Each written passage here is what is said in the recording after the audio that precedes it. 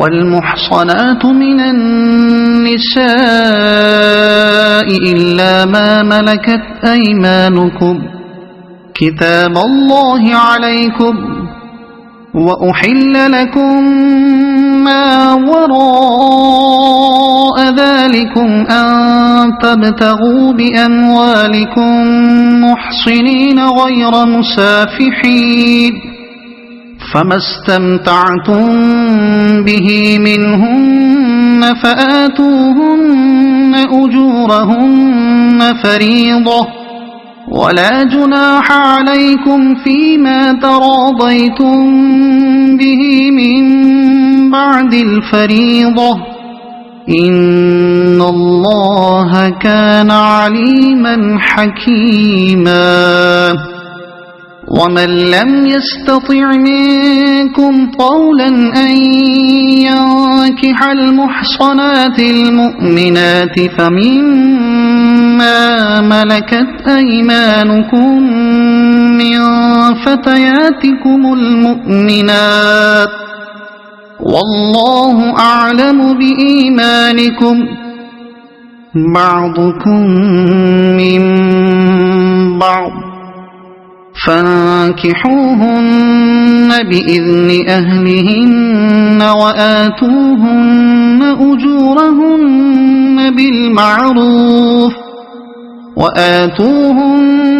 أجورهن بالمعروف محصنات غير مسافحات ولا متخذات أخدان فإذا أحصن فإن أتين بفاحشة فعليهن نصف ما على المحصنات من العذاب ذلك لمن خشي العنة منكم وأن تصبروا خير لكم والله غفور رحيم يريد الله ليبين لكم ويهديكم سنن الذين من قبلكم ويتوب عليكم والله عليم حكيم والله يريد أن يتوب عليكم ويريد الذين يتبعون الشهوات أن تميلوا ميلا عظيما يريد الله أن يخفف عنكم وخلق الإنسان ضعيفا يا أيها الذين آمنوا لا تأكلوا أموالكم بينكم بالباطل إلا أن تكون تجارة عن تراض منكم ولا تقتلوا أنفسكم إن الله كان بكم رحيما ومن يفعل ذلك عدوانا وظلما فسوف نصليه نارا وكان ذلك على الله يسيرا إن تجتنبوا كبائر ما تنهون عنه نكفر عنكم سيئاتكم وندخلكم مدخلا كريما ولا تتمنوا ما فضل الله به بعضكم على بعض للرجال نصيب مما اكتسبوا وللنساء نصيب مما اكتسبن واسألوا الله من فضله إن الله كان بكل شيء عليما ولكل جعلنا موالي مما ترك الوالدان والأقربون والذين عقدت أيمانكم فآتوهم نصيبهم إن الله كان على كل شيء شهيدا. الرجال قوامون على النساء بما فضل الله بعضهم على بعض وبما أنفقوا من أموالهم فالصالحات قانتات حافظات للغيب بما حفظ الله واللاتي تخافون نشوزهن فعظوهن واهجروهن في المضاجع واضربوهن فإن أطعنكم فلا تبغوا عليهن سبيلا إن الله كان عليا كبيرا. وإن خفتم شقاق بينهما فابعثوا حكما من أهله وحكما من أهلها إن يريدا إصلاحا يوفق الله بينهما إن الله كان عليما خبيرا. واعبدوا الله ولا تشركوا به شيئا وبالوالدين إحسانا وبذي القربى واليتامى والمساكين والجار ذي القربى والجار الجنب والصاحب بالجنب وابن السبيل وما ملكت أيمانكم إن الله لا يحب من كان مختالا فخورا. الذين يبخلون ويأمرون الناس بالبخل ويكتمون ما آتاهم الله من فضله وأعتدنا للكافرين عذابا مهينا. والذين ينفقون أموالهم رئاء الناس ولا يؤمنون بالله ولا باليوم الآخر ومن يكن الشيطان له قرينا فساء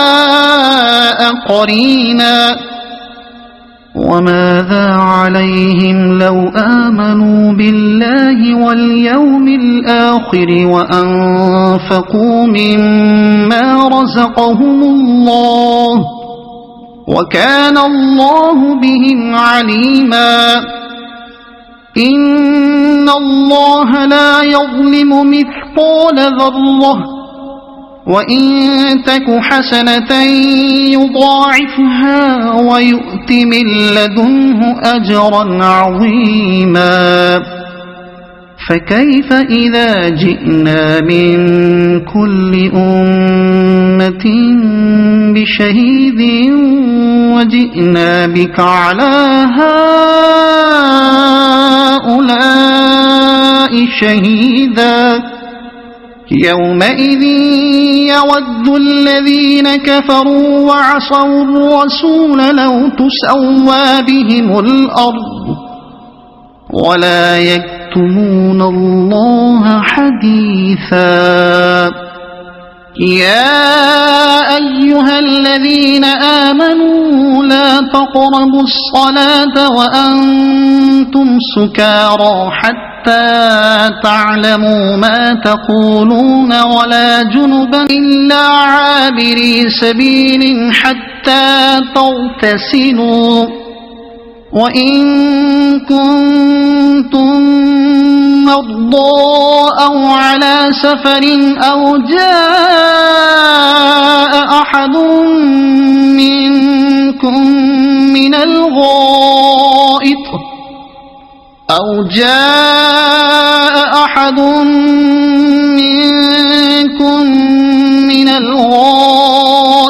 أو لامستم النساء فلم تجدوا ماء فتيمموا صعيدا طيبا فامسحوا بوجوهكم وأيديكم إن الله كان عفوا غفورا ألم تر إلى الذين أوتوا نصيبا من الكتاب يشترون الضلالة ويريدون أن تضلوا السبيل والله أعلم بأعدائكم وكفى بالله وليا وكفى بالله نصيرا من الذين هادوا يحرفون الكلم عن مواضعه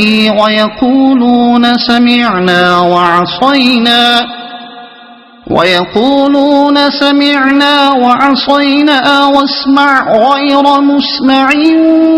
وراعنا ليا بألسنتهم وطعنا في الدين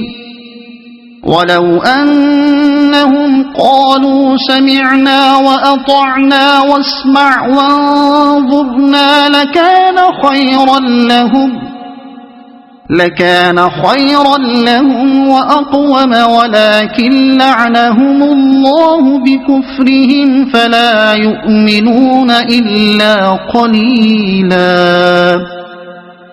يا أيها الذين أوتوا الكتاب آمنوا بما نزلنا مصدقا لما معكم من قبل أن نطمس وجوها فنردها على أدبارها أو نلعنهم كما لعنا أصحاب السبت وكان أمر الله مفعولا إن الله لا يغفر أن يشرك به ويغفر ما دون ذلك لمن يشاء ومن يشرك بالله فقد افترى إثما عظيما ألم تر إلى الذين يزكون أنفسهم بل الله يزكي من يشاء ولا يظلمون فتيلا انظر كيف يفترون على الله الكذب وكفى به إثما مبينا